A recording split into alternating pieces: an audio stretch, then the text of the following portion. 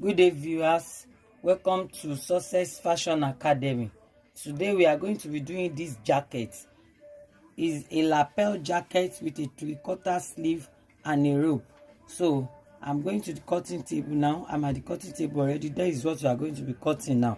It's a lapel collar with a rope, no button. It has no button in the front. So that's what we are cutting now. Let's start. My jacket length is 44. You look at the up, let it be straight. Length 44 plus joining for the shoulder. So I'm going to be using 44.5. This is my length. So I'm going to be bending it down because it's a full lining jacket. So I'm going to be bending it down by 2 inches. I'm going to be bending it by 2 inches. So I'll take my ruler and rule it out. 2 inches for the bending of the down, because it's a full lining. I'm going to use it to turn the lining. So that's my length and my hem allowance. So at the front here, my shoulder is 9. My shoulder 9 plus extra 1 for joining of the sleeve. That is 10. So the neck, if you look at the neck, is a lapel, but not too wide. The lapel is not too wide. So what am I going to use? I'm going to be using, at this front here, it's not closed. If it's closed, I'm going to be adding 1.5 to the front. 1.5 will stand for the lapping of the button and the sewing of the facing to the body. But for this one, I'm needing just an 1/2 inch because there is a gap in between. So for my neck, I'll be using 3 by 3.5. So I'm going to create a round shape, not that round, so you have to shape it well. There are diverse ways of cutting a lapel. This is just one of it. So after then, the lapel, the opening will reach at the waist side. So I'm going to be using length 16. Okay, let me use 17 at the waistline. So I'm going to rule it. That's where the lapel will stop. So at that place where it will stop, I'm going to come in by 1.5 or 2. No, let me come in by 2 so that the lapel will show very well. So from here that I come in, I'm going to come in like that till the down, because I want it to have a shape. The front should not just go straight. So my lapel, I'm going to be connecting it to the neckline here. Look at it. But if you see that your lapel is not coming out so well, just come in by 2.5. You see the way I did my hand? I bring it down more. I bring it in more.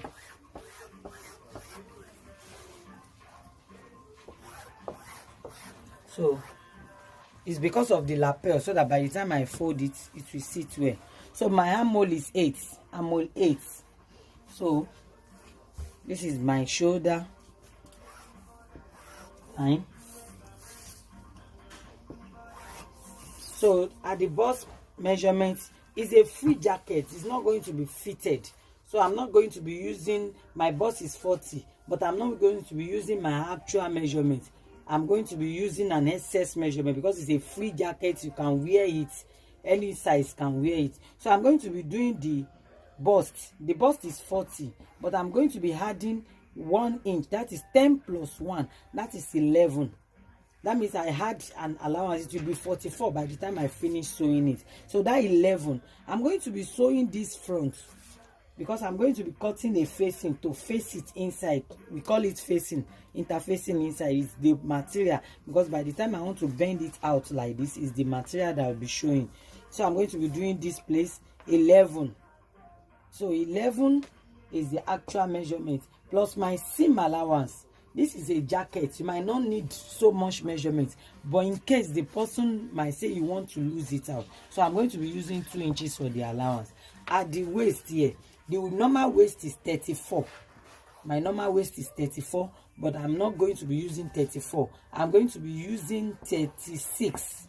So that 36 divided by 2, that's 9. divided by 4 rather, that's 9. So that 9, I'm going to be joining this place, I'm turning it to 10, and my seam allowance. So you connect it to the hop here. So the hip line, because it's a long jacket, you need your hip line. The hip line is 25, the hip, but we are just creating that place. So the hip is 46, that is 11.5. I told you we are adding 1 inch measurement, that is 12.5 there. And we are putting seam allowance 2 inches. So this jacket does not have shape at the down like the way we are cutting skirt that has shape, but this, we are going to take this measurement straight to the down. So that's the measurement we will be using. We are going to connect it from here.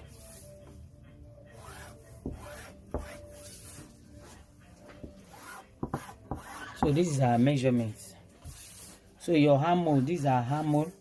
So I'm going to, this is the armhole. The armhole depth is 8.5. So the middle is 4 1/4. So you are going to come in by half an inch and comes back. That's how to connect your armhole. You can see that in my videos I normally use freehand. I always like using freehand because it will make you to be able to cut anything.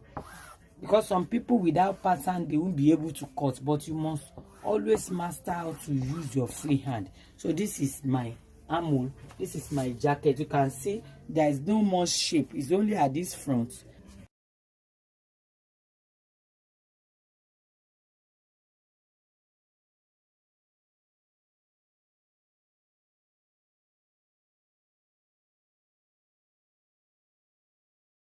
So this is our front panel. Now we cut.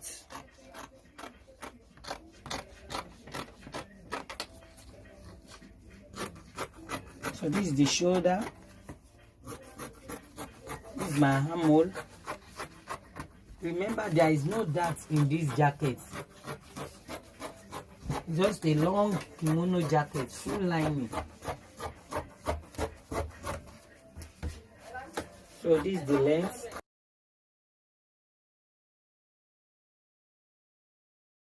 So the front for the lapel, I'm going to be shaping it out.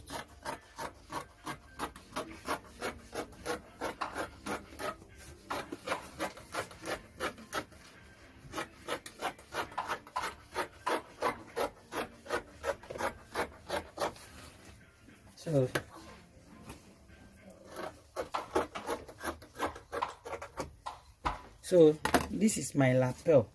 By the time I put the facing and I lapped it, this is how it's going to be. I told you the lapel is not so much. If it's the one that is so much, there is another way of cutting it, but this one is just a small lapel because it's not opening much like that. So this is the front panel. Now we are going to the facing. I'm still on the front panel, so we are going to be cutting facing. That facing is what we go inside. So this is the facing now. You see it. This is the facing. I'm going to trace out the neck, but it's going to be higher a little bit. I'm not going to cut it equal. So at the front part, I'm going to cut out the shape because it's the interfacing that will go in first before the lining will come.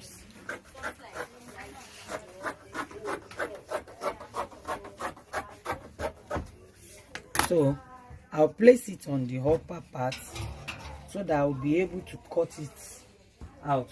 This is it, as you can see. So I'm going to be following this size. So this is the facing. So the front needs a facing.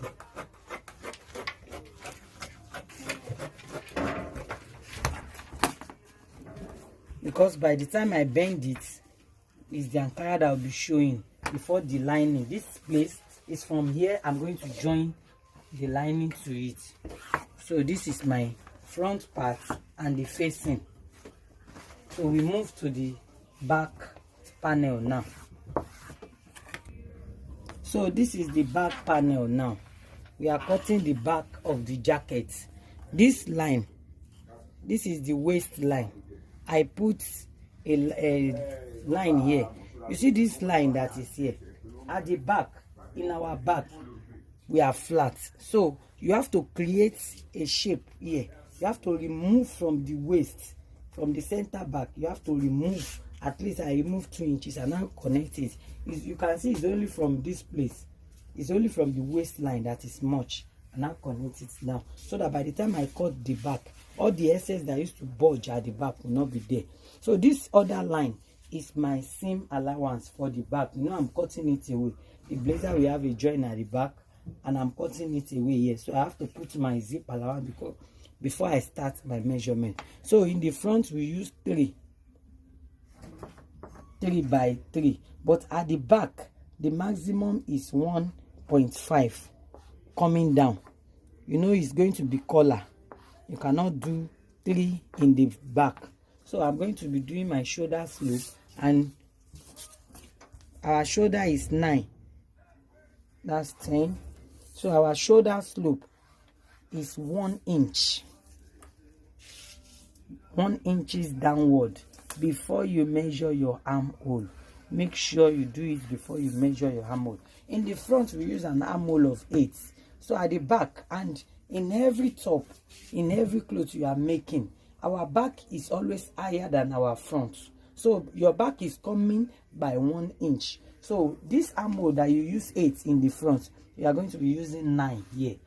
So if you use 8 in the front, your armhole at the back is 9, because 1 inch is already going to the front. So I'll root the line, my armhole line. So my measurements, we use 11 in the front. So I'm going to be repeating it here, and 2 inches seam allowance. Here we use 9, and I'm going to be repeating it, and the seam allowance. You can see I'm connecting it. So at the hip line, since the hip line of the front is 25, the back has to be 26. You know, it's 1 inch higher than the front. So at the hip line is 11.5, and I use 12.5. So I'm going to be using 12.5 here. You can see I'm measuring it here. This, my seam allowance is already there. So my seam allowance 2 inches. That is what I will take to the down, the same way I did the front parts. So I'm going to be connecting it all the way to the hip.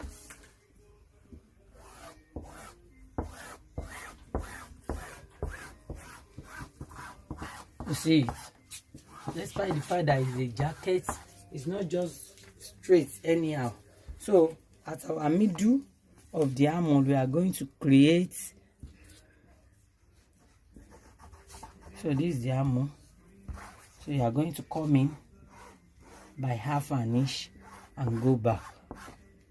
So this is my back armhole. So for you to verify whether your measurements are intact, they are correct, you take the front panel. You only need the side.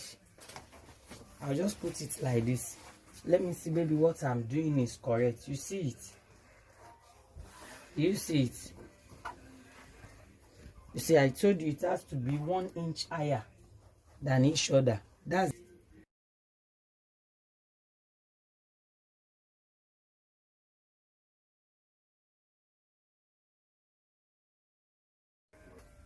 like I told you that the back is going to be 1 inch higher than the front. You see it here?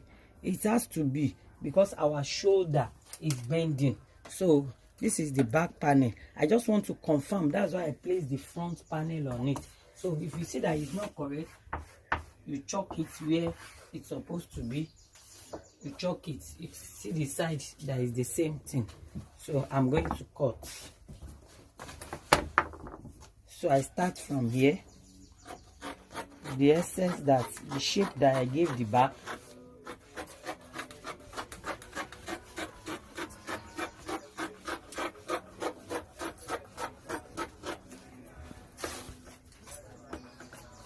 So this is the down. This is the neckline. I told you the neckline is small. So this is the shoulder, my armhole, cuff,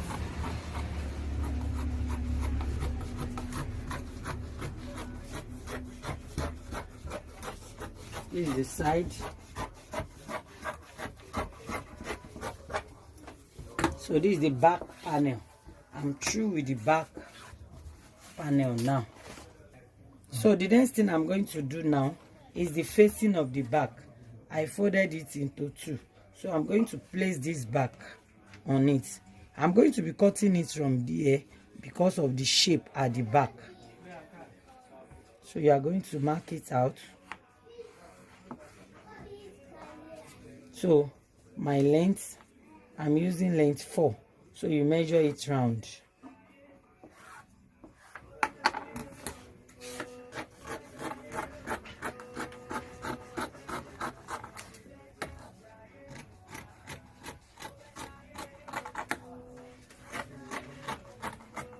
So you know that there is a joining at the back. You notch it because you are going to join it. This is the facing for the back.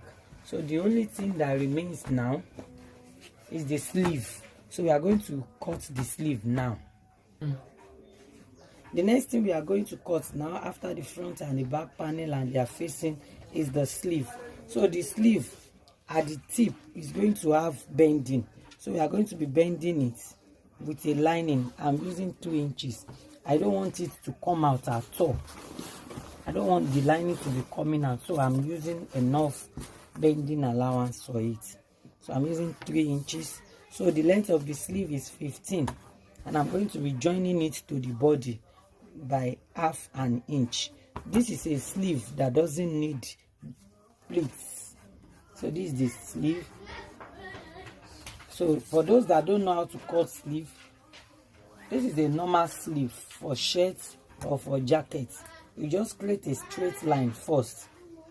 You insert your measurement. The round sleeve of the person is 15. That is 7.5. So I'm going to be using 1 inch to join it. And at the down here is 12 inches. That is 6 inches. So I'm adding 1 inch to it. So I connect.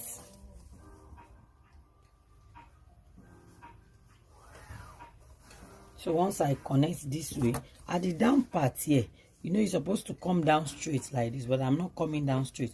I have to bring my hand out small. Please, it's just a little bit, because the reason why you are putting it like this is for you, that whenever you bend this folding back, it will be able to stand in for you. So at the top here, how do you get our armhole? Our armhole is 9. So you can measure it round like this. You see it? This 10, you are going to sew 1 inside, or you come in by maximum of 3. You know, this is a straight line. This is the normal sleeve line. You have measured a straight line.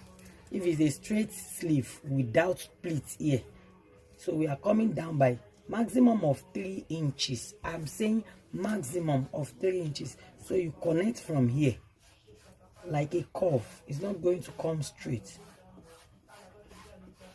So from there, so if let's calculate it now. I'm sewing 1 inch inside, and I have armhole of 9. So I have 10 here. So my armhole is accurate. So by the time I fix it on my jacket, it will stay put. If you know that for you to calculate to make it round like this, you can't calculate.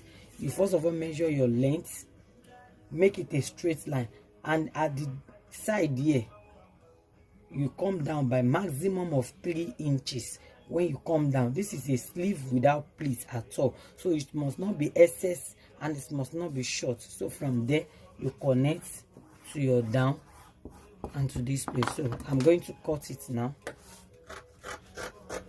If you need more explanation on the sleeve, you can drop your comments in the comment section. I will explain better for you if you need more explanation, because a lot of people used to ask me about sleeve.